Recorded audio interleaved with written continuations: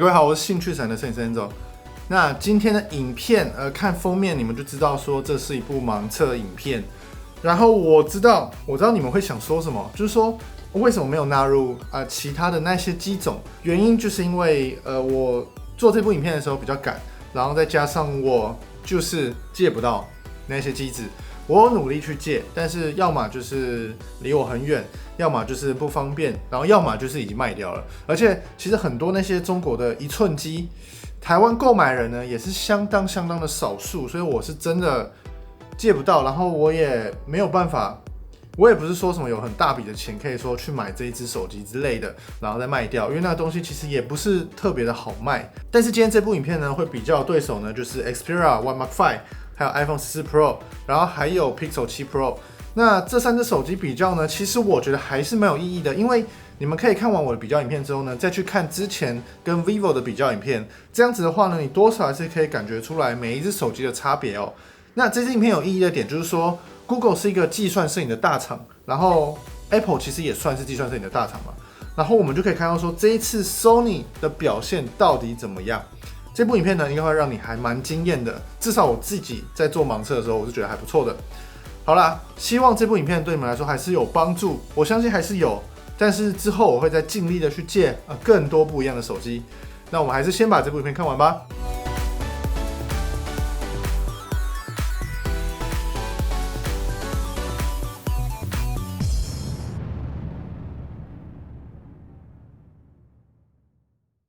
那这次呢 ，Spigen 有推出更新种类的保护壳哦。第一个来介绍呢是 Ultra Hybrid Zero One 防摔保护壳。这个特色呢在于它的外观，模拟透视手机的机械感，独特有型哦。那保护壳的设计呢，跟先前的 Ultra Hybrid 系列就相同咯，都是硬壳背盖加上 TPU 的软边框。然后它内层角落呢都有气垫设计，前后增高设计加强防刮。第二个来介绍呢，就是很常见的 Rocky Armor 军规防摔保护壳。它跟以往一样呢，有碳纤维纹理设计外，它不但是一个软壳，非常的好拆装，也是军规防摔哦。侧面也有指滑纹路，针对侧面的指纹解锁也有特别的开孔设计哦。这款呢 Pixel 7 Pro 还有 7A 也有相同款式哦，边缘也有加高，减少萤幕跟镜头的刮伤哦。第三个来介绍呢，就是 Spigen 常年的热销款式 Ultra Hybrid， 全球销量破2000万，因为晶透的外观加上贴合轻薄手感，内层角落都有气垫设计。那 Pixel 7 Pro 跟 7A 都有一样的款式可以去做选购哦。最后呢是手机防滑织带，可以贴合在任何的手机型号，让手持呢可以更为稳定。对有拍摄需求人来说呢，也算是一个不错的方便小道具。那就进入我们的盲测环节吧。第一张照片的话，我先入为主的观念，我会觉得左边的整体层次感比较像一般相机的感受，然后中间的话呢，暗部拉的比较多，比较平一点。最右边的话呢，整体的层次感感觉最好哦。那这3张呢 HDR 的处理都算是有，然后中间最重手。那我会看到放大之后呢，其实3者的暗部细节表现都非常的优异，整体的感受呢都相当的好。所以这张照片呢，我给到的第一名，我个人觉得应该是这张。那我们就来公布解答。来，3、2、1，哇！我第一张呢就选到了 Xperia One Mark 5，然后中间呢是 Pixel， 因为它拉比较多，这其实还蛮明显的。iPhone 这张反倒没有那么用力的去拉暗部哦，所以第一张照片就是让你们见识到这一次的 Xperia One Mark 5的整体的拍照表现应该算是相当好的哦。那接下来呢，我们来看超广角。哇，这个很难判断耶。我说真的，这3张的感受是非常相似的，唯独就是色彩演绎的方面有一点不太一样。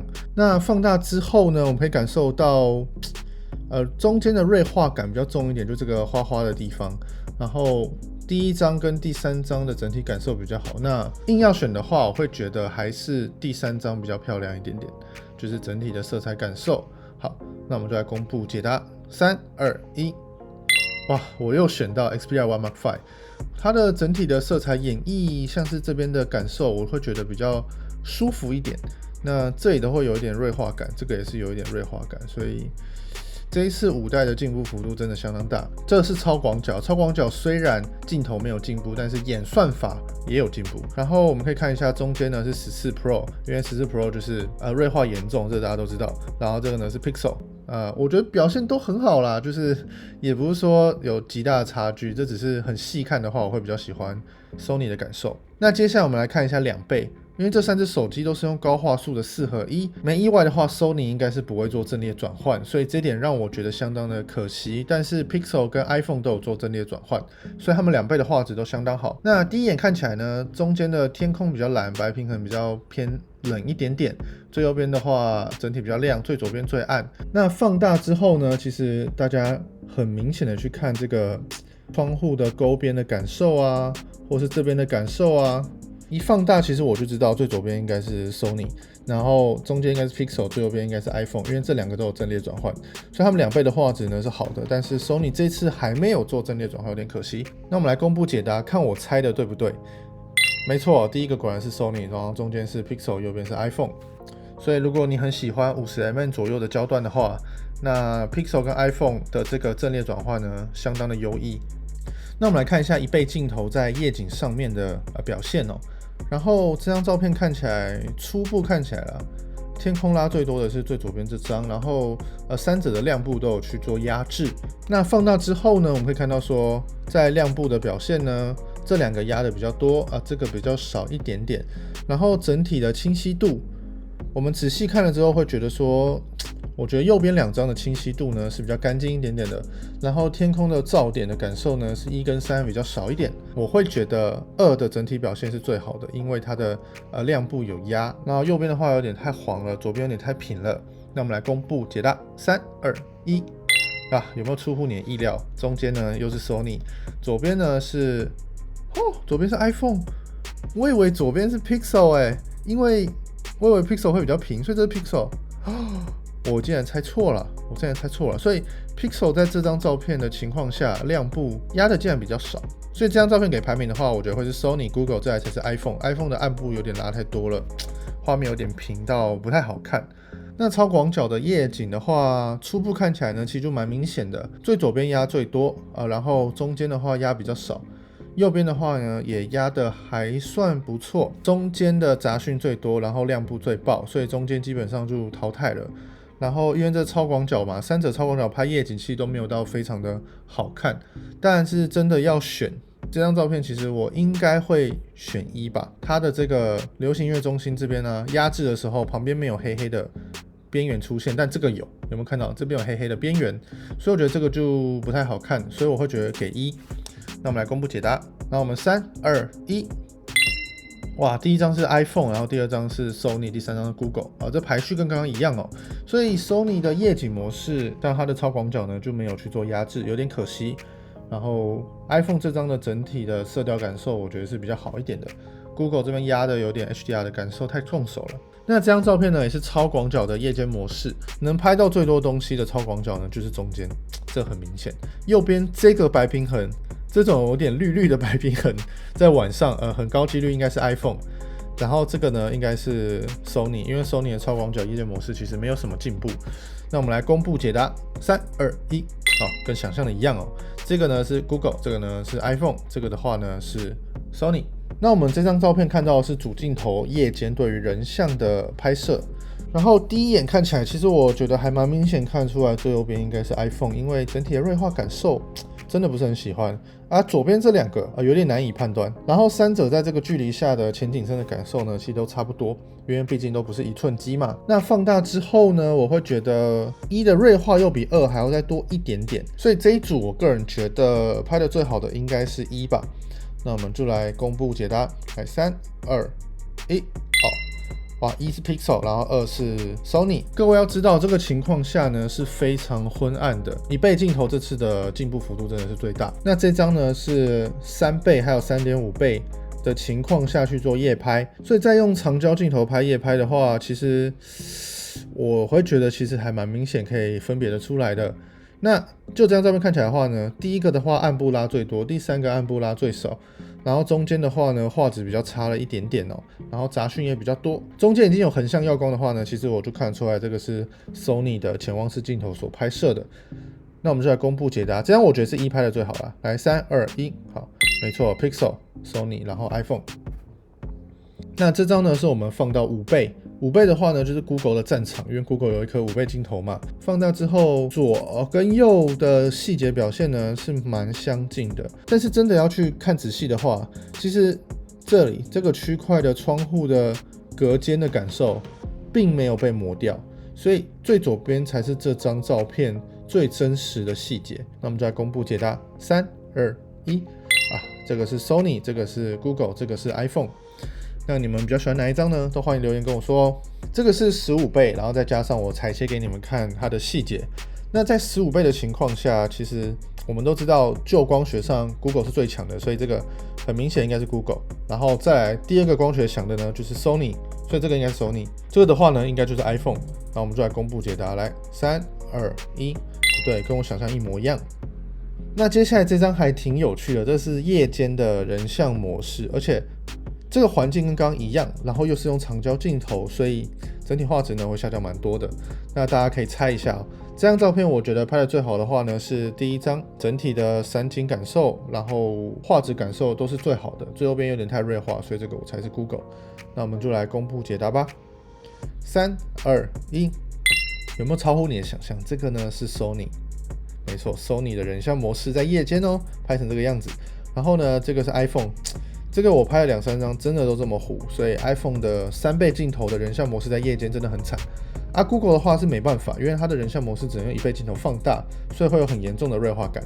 那现在这张照片呢，就是白天的时候我们在拍摄人像，然后我是用超广角来凸显腿长的感受。那我觉得你们可以去看一下你们比较喜欢哪一个的照片感受，基本上画质都不太需要去做担心啦，主要是你们喜欢哪一个颜色。那我会觉得最讨喜的话呢，会是这张，就整体拍起来比较亮。虽然我很不喜欢用这个词，但是其实一般民众真的会比较喜欢亮的照片啦。放下来看之后呢，其实整体的锐化感受比较低的是最右边的，这样。那我们就来公布解答，看你们猜对不对哦。3、2、1，这个是 Sony、Google 还有 iPhone。那你们比较喜欢哪一张呢？那接下来这张呢是1倍镜头来拍摄人像。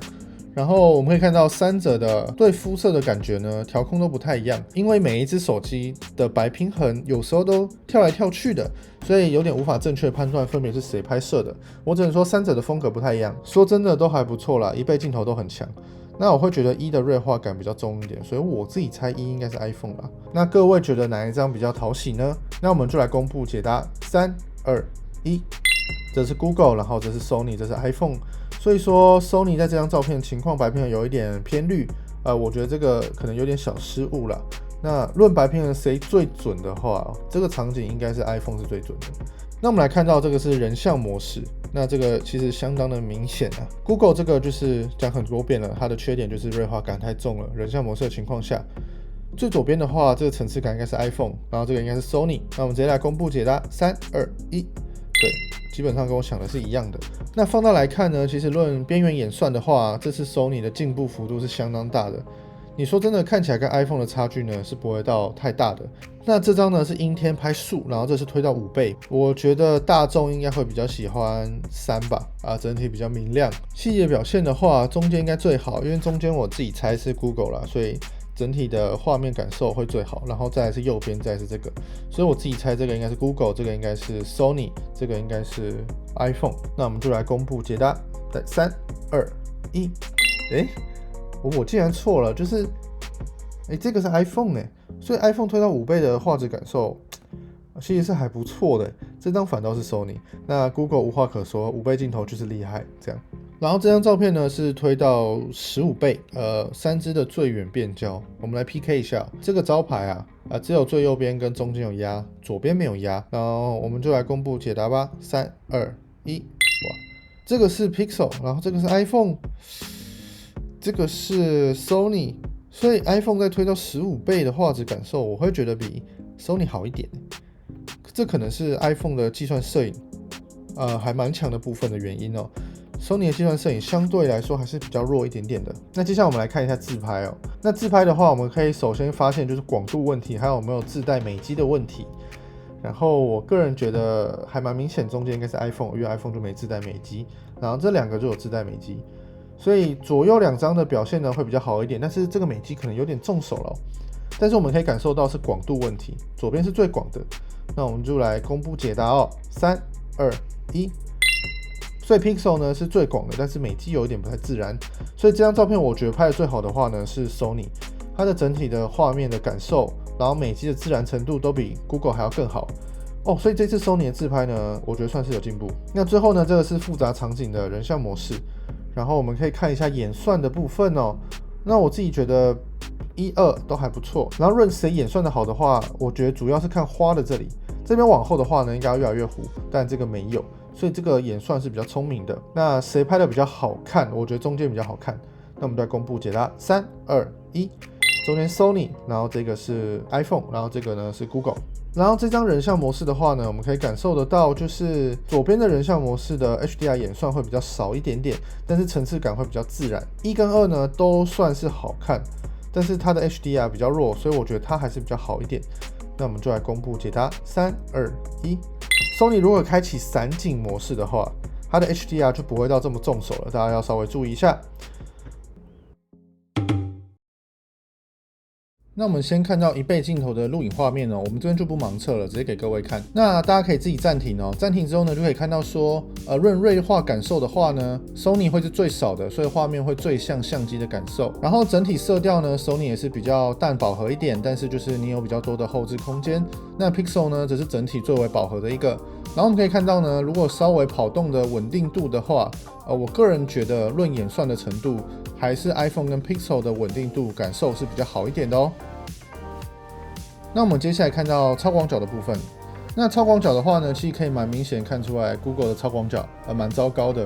暗部呢有非常多的杂讯，然后 Sony 的感受呢跟它的主镜头是差不多的，所以大家可以参考一下，说你比较喜欢哪一只手机所拍摄出来的效果。然后夜间的话呢，我们可以看到说 iPhone 是整体来说画面最亮，杂讯也最少的 ，Pixel 有把画面拉亮，但是暗部有非常多的杂讯。Sony 的话呢，则是它的最高亮度也不会到太亮，所以如果你是想把晚上给拍得非常亮的人的话 ，Sony 可能就没办法达成这个效果哦。虽然说它的整体杂讯也是不多的。那这就是这一次的评测。那不知道大家整体来说，你最喜欢哪一次的表现？赶快留言告诉我，让大家知道说这次 Sony 的表现你有没有满意呢？因为 Sony 这次算是用上了最新的感光元件，1倍镜头的进步幅度，在这部影片应该也可以很明显的看到，对吧？好，那这次影片就到这里了。如果喜欢的话呢，欢迎帮我订阅、分享、打开小铃铛。做一部盲测真的挺累的，拜托按个赞。我是兴趣转的摄影师 Enzo，谢谢各位，拜拜。